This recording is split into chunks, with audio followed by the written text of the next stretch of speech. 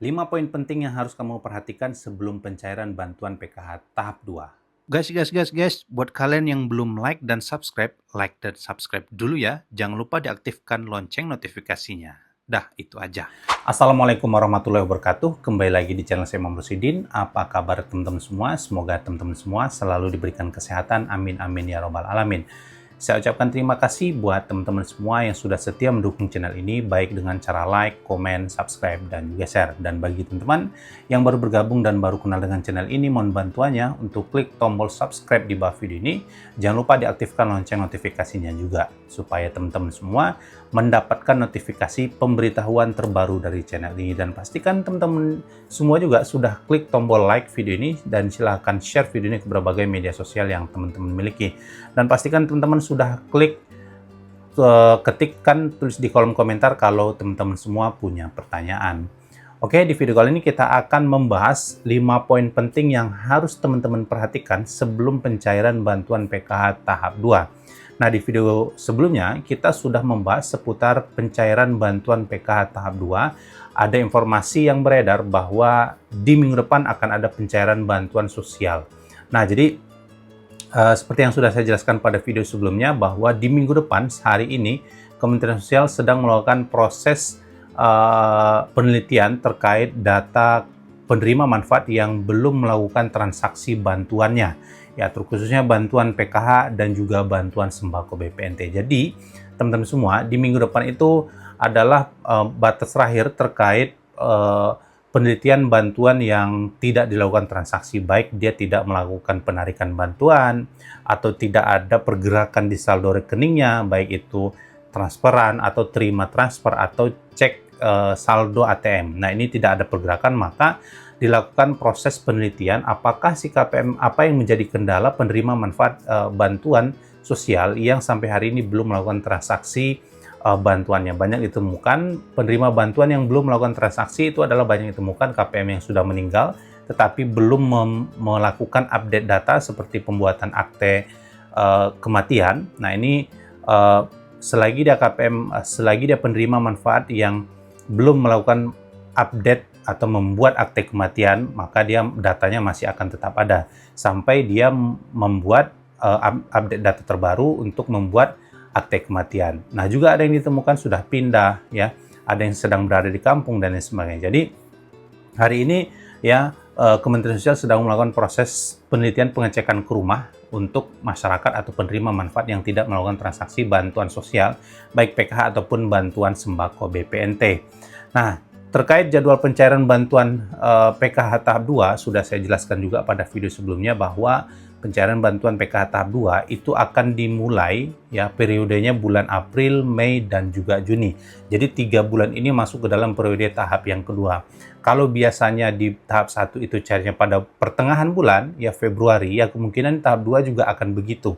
Akan sama, bisa jadi nanti di minggu ke-3 bulan Mei ataupun di minggu terakhir bulan Mei paling cepat. Paling lambat itu di bulan Juni, ya teman-teman, untuk pencairan bantuan PKH tahap 2. Jadi sebelum teman-teman nanti pencairan bantuan PKH tahap 2, ada beberapa poin, ada beberapa hal yang harus teman-teman perhatikan. Setidaknya ada 5 hal penting yang harus teman-teman perhatikan sebelum melakukan pencairan bantuan PKH tahap 2. Yang pertama, poin yang pertama yaitu adalah teman-teman harus tahu bahwa tadi saya sudah jelaskan Kementerian Sosial saat ini masih melakukan proses penelitian KPM tidak transaksi. Maka untuk tahap yang pertama, ya, untuk tahap pertama tahun 2026, maka Kementerian Sosial akan menyelesaikan proses penyaluran bantuan sosial untuk tahap yang pertama dulu sebelum nanti pencairan bantuan tahap selanjutnya.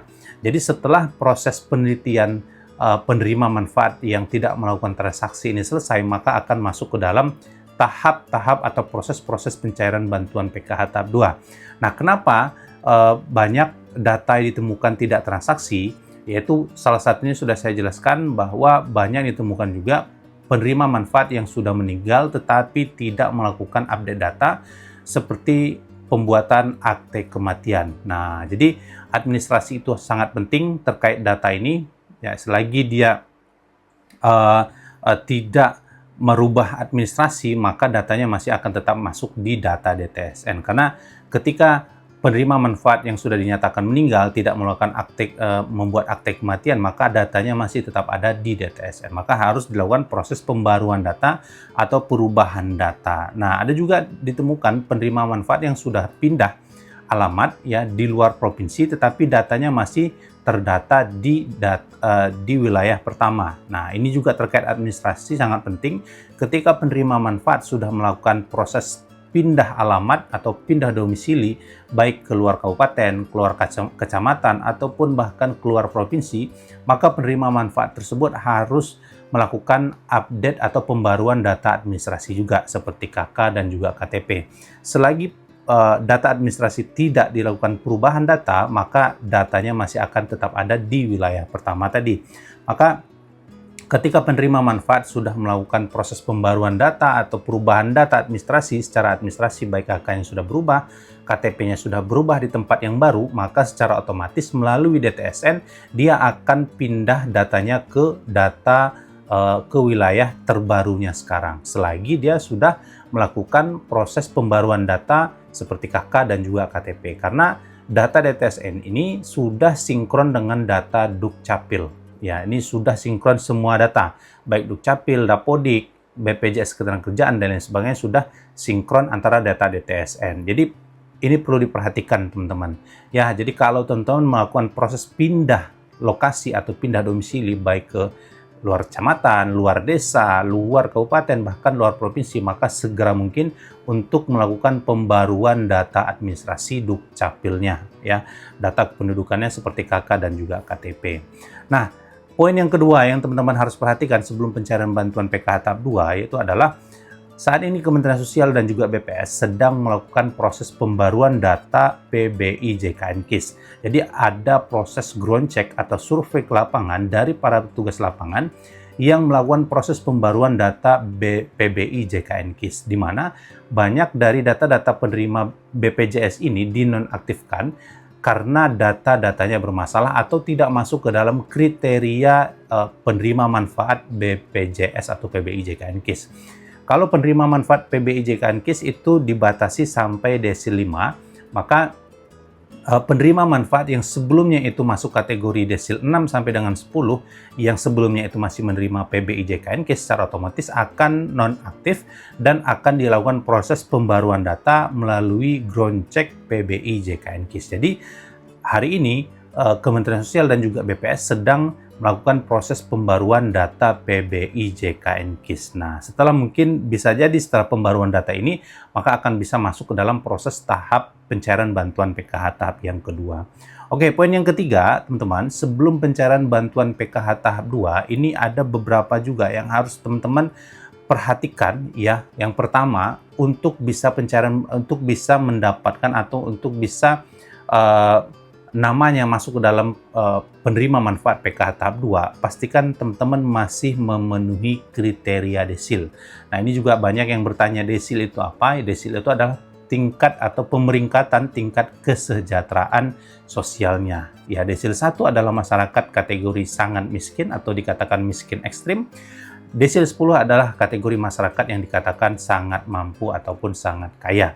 Nah, itu adalah tingkat pemeringkatan desil yang dilakukan oleh pihak BPS ataupun Badan Pusat Statistik. Nah, penerima manfaat PKH itu hanya masyarakat yang masuk ke dalam kategori desil 1 sampai dengan desil 4.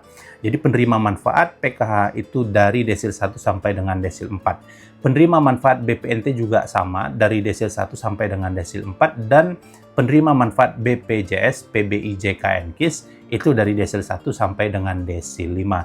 Jadi pastikan teman-teman masih memenuhi kriteria desil untuk mendapatkan untuk menerima pencairan bantuan PKH tahap 2 berikutnya.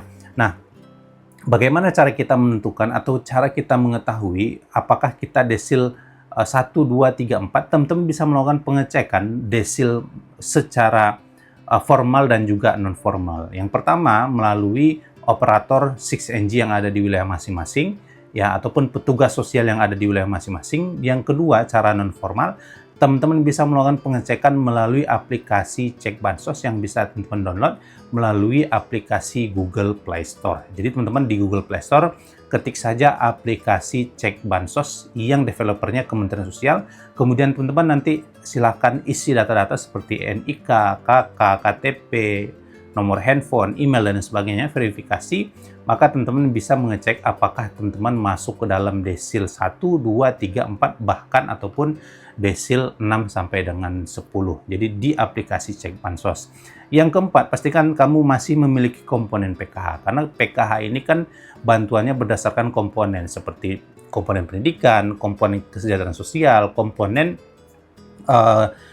kesehatan. Selagi teman-teman masih memiliki salah satu dari antara komponen ini, maka teman-teman masih memenuhi kriteria sebagai penerima manfaat bantuan PKH. Tetapi kalau teman-teman sudah tidak memiliki komponen lagi, misal tidak ada anak sekolah, tidak ada lansia, tidak ada balita, tidak ada disabilitas, tidak ada ibu hamil, maka teman-teman secara otomatis tidak memenuhi kriteria penerima manfaat PKH. Jadi kalau teman-teman sudah tidak memiliki anak sekolah lagi, tidak punya lansia, tidak punya balita, tidak punya ibu hamil, tidak punya disabilitas, maka teman-teman tidak memenuhi kriteria menerima bantuan PKH. Dan yang terakhir, pastikan bantuan sosial tepat sasaran dan tempat guna. Artinya, pastikan teman-teman penerima manfaat PKH saat ini memegang kartu KKS ataupun kartu ATM sendiri. Jangan dititipkan kepada orang lain, baik ketua kelompok, tetangga, saudara, bahkan sampai petugas-petugas yang ada di lapangan seperti perangkat desa, RT, RW, pendamping PKH, pendamping sosial. Tidak boleh dititipkan kartu KKS ke orang tersebut. Jadi supaya bantuannya itu bisa dimanfaatkan sendiri dan diambil oleh penerima manfaat tersebut, supaya bantuannya tepat guna dan tepat sesuai dengan manfaat yang dimiliki, sesuai dengan komponen yang dimiliki oleh penerima manfaat PKH tersebut. Jadi itu 5 poin penting yang harus teman-teman penerima manfaat PKH perhatikan sebelum pencairan bantuan PKH tahap 2. Jadi terkait jadwal pencairan bantuan PKH tahap 2 ditunggu saja informasi berikutnya, mudah-mudahan paling cepat di minggu ke-3 atau minggu ke-4 di bulan Mei tahun 2026. Oke, mungkin itu saja teman-teman ya informasi kita pada hari ini. Semoga informasi ini bisa bermanfaat dan berguna bagi teman-teman semua. Pastikan kamu sudah klik tombol like video ini. Silahkan share video ini ke berbagai media sosial yang teman-teman miliki. Pastikan sudah subscribe dan aktifkan lonceng notifikasinya supaya mendapatkan notifikasi pemberitahuan terbaru dari channel ini. Saya Muhammad Sidin, saya ucapkan terima kasih yang sudah nonton video ini. Assalamualaikum warahmatullahi wabarakatuh.